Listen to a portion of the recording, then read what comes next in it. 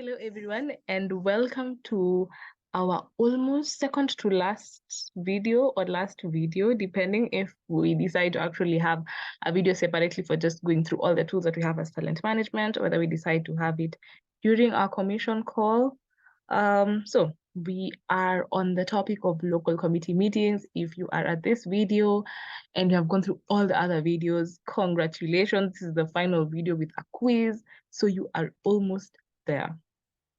So basically on our agenda, it's going to be a very short video, very short agenda. We're just going to be going through what is a local committee meeting, how often is it conducted, what is the importance of conducting a local committee meeting, and then we'll just go through a couple of call to actions. Because at the end of the day, remember, the talent management portfolio is the one in charge of coordinating a local committee meeting. So first of all, a local committee meeting is a scheduled meeting for the entire local plenary that brings together all members of the plenary. Keywords to take note of is scheduled. Have a schedule, have a routine around it. Is it every Thursday at 7 p.m.? And where is it scheduled? Second of all, it brings together all members of the plenary. All, emphasis on all, not a select number of members. Every single person should attend, and the LCMs. And so how often are LCMs conducted? These are conducted on a weekly basis. I made sure to highlight weekly and mandatory and for all members. Those are key things you need to take note of. Local committee meetings are not an optional thing, because at the end of the day, we work on routines. Showing up is one of the key leadership skills that are there. So ISEC is not just about developing leadership skills through applying for OCs and doing all these great things when you can't do the bare minimum thing of just showing up and showing up on time. So LCMs are mandatory for all members. So what is the importance of having local committee meetings? These are used as reporting spaces so that all members are aware of what is happening in the local chapter.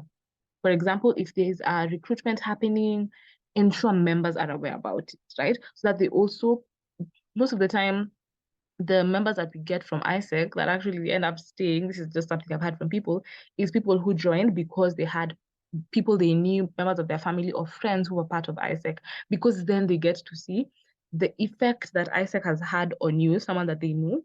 And so when they're getting in, they are ready to commit to be able to get this similar effect. So reporting space. If there's anything happening within the LC, make sure that it is reported during the local chapter, during the local committee meetings or local chapter meetings. Next, they are used as educational spaces to educate members on general ISEC knowledge. So you can use your LCMs as an education space. I've given an example during exchange peaks. They can be used to educate all members on sales, so that you don't just have 5 people driving sales when you can have a whole 20 people driving sales. Okay, next, it can act as a fun space for members to let loose and have fun. This is through dancing roll calls. During the LCM, after the LCM, you can have hangouts as your LC. And finally, I've given just as a point to note, talent management does not have to be the only ones leading LCMs. You can switch things up and have months where various portfolios lead and coordinate LCMs. Of course, well guided by you on the agenda, but have a month where it's OGX leading LCM, so that even members of that portfolio also get to build their public speaking skills. Okay, just a way of shaking things up and not being too monotonous. As I said, this video is super short because we, as old members, we are aware about LCMs. As new members, this is a key process, LCMs. So first of all, it's just answer the following questions. How often is your LCM conducted? Is it, I would hope it is on a weekly basis. If not, adjust your LC schedule. Are all the members aware of when, where, and at what time LCMs happen?